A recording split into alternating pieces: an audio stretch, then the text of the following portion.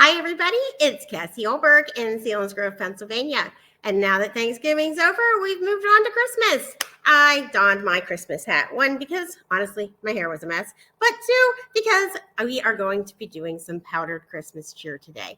So I am going to just get right over to my laptop or to my desktop and get us started. Here we go. And I'm just going to walk you through what was in this amazing bundle. And then I am going to show you what you can do with it. So this is a super fun album that came as part of it. And I'm just showing you this because we do promos every year. And so people should always be ready for those. Like have your supply of tape and your supply of pages and things that you need ready to go. You can get these in the regular Christmas cheer. So never fear if you love the fact that you can layer ornaments together and make really cute and fun things happen like this, then you can do that in the regular Christmas cheer.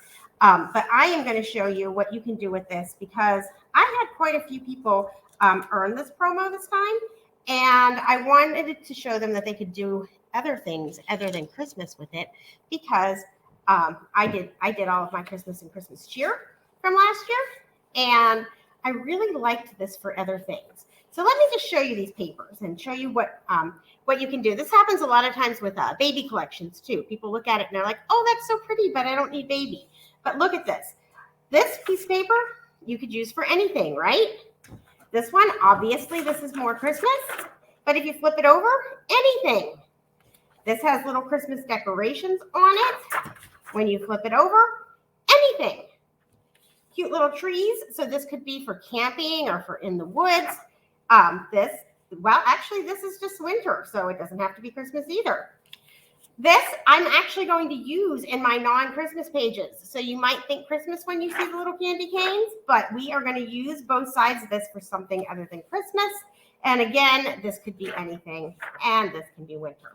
So just when you see collections, don't automatically block them out of your brain just because you don't happen to be working on those particular things. I also love the fact that most of our collections have mats, and this one has these cute cut-apart mats. But if you're not a big mat person, we're actually going to use the other side of the sheet of paper, and we'll talk a little bit about that. And all of these have another side that are solid, so you can actually use those for something other than mats if you would like. Okay, let's move on to our actual designing, because that, of course, is the most fun and the reason why most people tune in and say hi. So this is the sketchbook, which was another promo that was out. And you'll see lots of them out there right now. People are using them and trying to complete all of them for a special challenge in the virtual prop group. And we're going to do this one. And I want to point out that when you see the example, remember, you can use it for anything. So we're going to use it for escape room. We're going to use it using powdered Christmas, but in a way that doesn't actually show Christmas. And we are going to vary up the sizes. So I did one side of the page, and now we're going to do the other side. So this is us at an escape room. This is me and my adorable little sister. And we are going to just go through how to make this little sketch challenge and how to vary it. So when I turn something into a 2-page spread, I never tend to use exactly the size pictures that the spread tells me.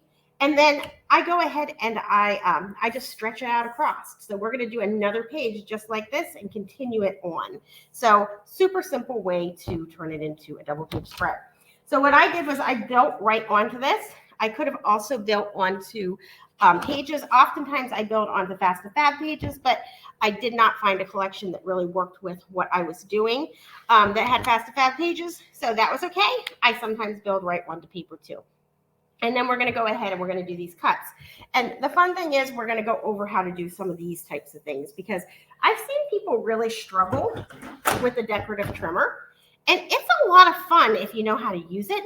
But let's just go over that because what I found is that people sometimes have trouble. So you can decide which way you want it to go. I usually do it this way and put this at the bottom.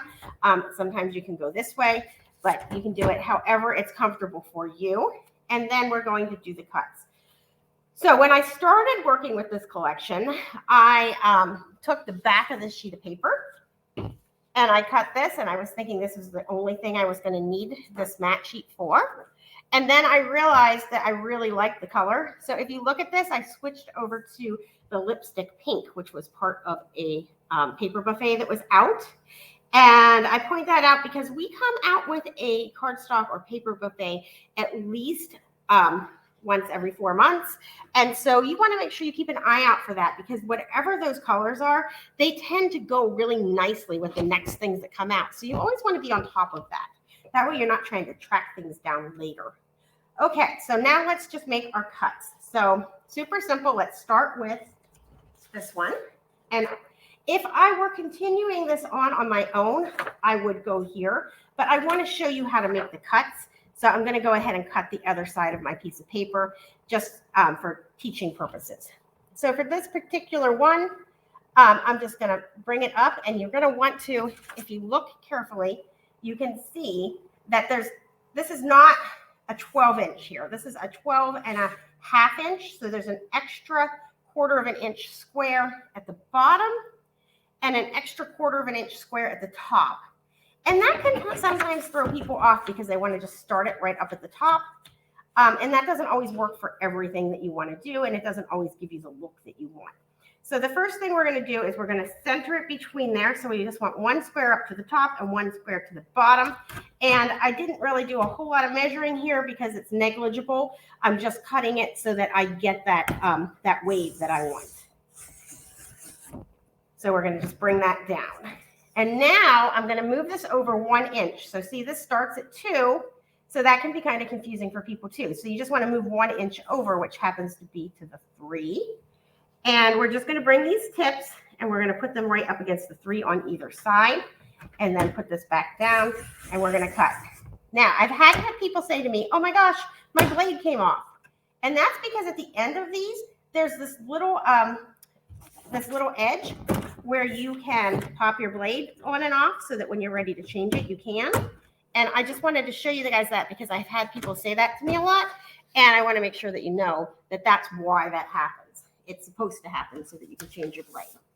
Now, the next thing I'm going to do is you could either use the back of one of the matte packs that matches it, or you can use your lipstick pink, which is what I'm going to do because I decided I wanted to matte my pictures also. So I'm just going to do the same thing. I'm going to put it in. I'm going to cut a little bit off. So I'm going to center it again, just like I did before.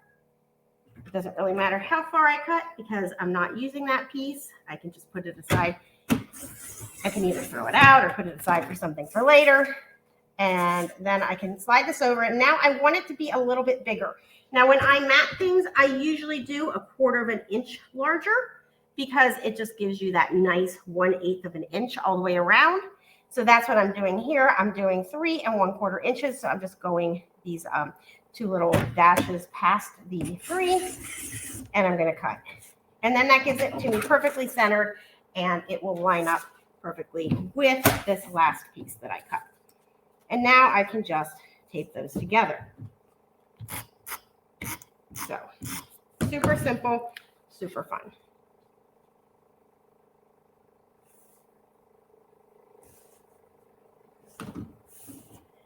Now I'm going to take this discarded piece, and I am actually going to use this. How did I do that last time? Oh, no, I cut it off the bottom.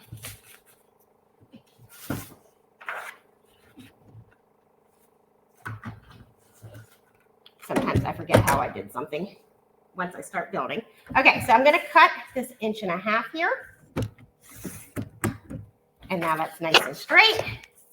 And I'm just going to put it up across the top. And this one's really nice for our escape room trip. So this is not Christmas. It is for our escape room. And the reason it worked out so nice is because it was a Mad Hatter theme. And you'll see in the pictures that I use on this page that we did everything super, super, super cute and with cakes and things like that. My daughter loves escape rooms, so she set this up for us. Okay, so I'm just bringing this over so that it's at the 1 inch mark, and now I have that down. Oh, you're going to see in just a second that I should have probably taped this piece down first, but not a big deal because we will just use our multi-purpose tool and tuck it up just a little bit. So we're going to take our stripes paper, And we're going to cut it at 2.5 inches.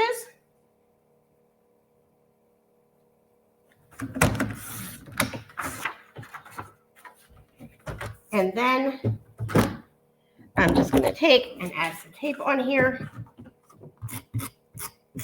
And I want the bottom of my stripes to be at the same bottom as this is at, because I'm taking it across the double page spread. And so I want it to be, the bottom of it to be at the 7.5 point. So actually, I'm just going to pull it all up, but I could just take it and tuck it too. That's the joy of repositionable tape. I'm not exactly sure what we did before that existed. And then that can go right back down how I had it. Ta-da! Next up, we are going to make a poinsettia stripe to go through here.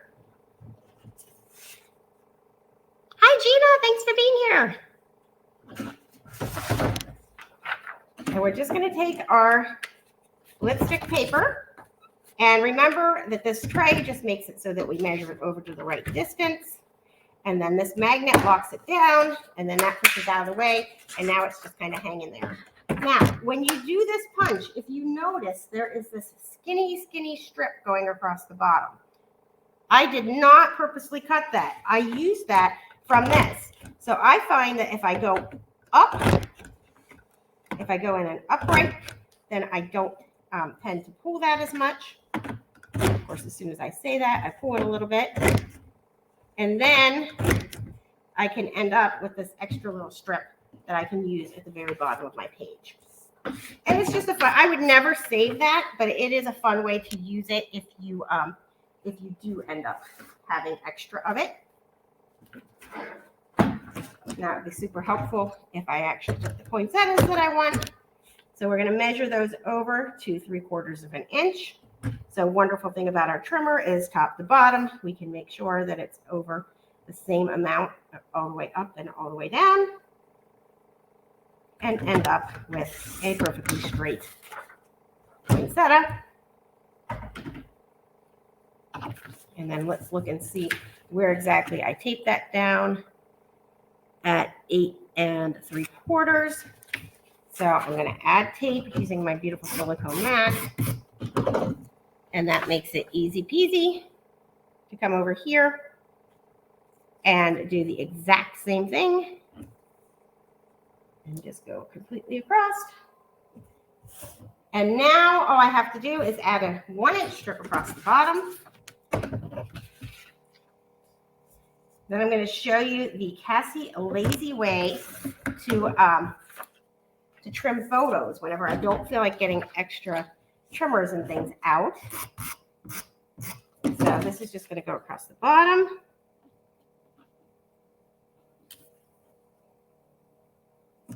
Then we're going to take this strip, and I did have one little spot where it went a little wonky on me, but I don't think we're going to notice once we have it taped down, so I'm just going to carefully add the tape.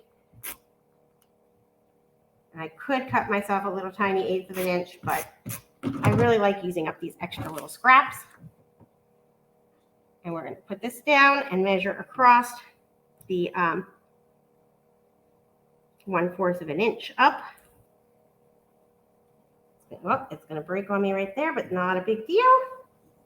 We're going to come over here to this 1/4 of an inch, and we're going to bring it across, and I will just I'll add a little sticker or something right there, and it will turn out just fine. So always a way to make that work. And now we're going to map some pictures here, and I'm going to show you how I do this, because I never remember to pull out my personal trimmer because I just start going really fast and I'm working and I don't want to slow down and look for the personal trimmer because, let's face it, I'm a messy scrapbooker and there's stuff everywhere. So I always mark my old blade with a P. And this is my nice fresh blade. Did you see how that cut like butter? It's because I have a mat that's not all chewed up. If it starts to cut rough, I always switch to the next mat so that, see, there's a 2 there. I can pull this out and flip it to the 2. And if it still cuts rough, I know it's time to change my blade. And I take the blade that's not cutting as smooth, and I use that for pictures, because you don't need it to be as smooth with pictures, right? You just don't. So I'm going to come over and I'm going to find my pictures. What did I do with my other two pictures, guys? I'll tell you what. Some days. Okay, so I'm going to cut these at 3.5 inches. And I'm also going to make two 3.5-inch squares using my P trimmer. And that way I don't have to worry that I am dulling it in any way. Aha, there's my other two pictures. They were hiding under some paper. So I'm going to cut these also at 3.5. I'm going to trim just a tiny bit off the bottom so I don't nick anybody's head. And then I'm going to do 3.5 here. So I'm going to start this direction. And then I'm going to flip it and cut the rest off the bottom. So now everything's 3.5. And I am going to cut myself some mats. So I actually did magic mats on the other side, but I don't need them to be quite that big. So they're already 6 1/4 this way, which is what I need. So now I can do 3 3/4 in the opposite direction. They're my two longer ones. Let's see, and I wanted these to be squares, right? So these are 3.5 by 4. So I want 3 3/4 by 4 1/4. So I'll come over here and I'll do my 3 3/4. I'm going to switch back to my paper cutting one. I didn't do that before. I was wondering why it didn't feel quite like butter, but it was good enough. I mean, honestly, this trimmer cuts so smooth no matter what, but that's the way to make sure that it cuts the best cut. And why not have it cut the best cut if you can? Okay, so now we're just matting these pictures because, as you know, matting makes everything look super magical. And gives you that nice 1/8 of an inch all the way around.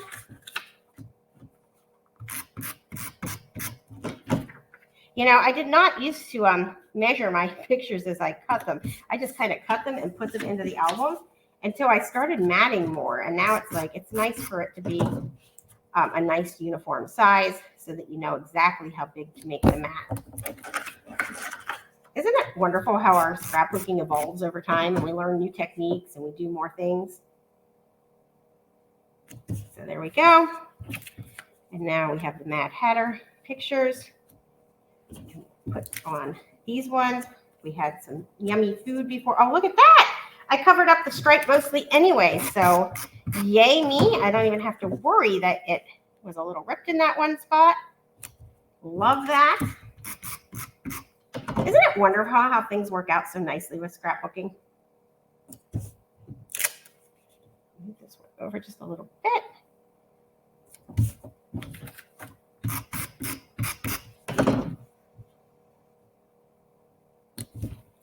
And this will make it go across 2 pages.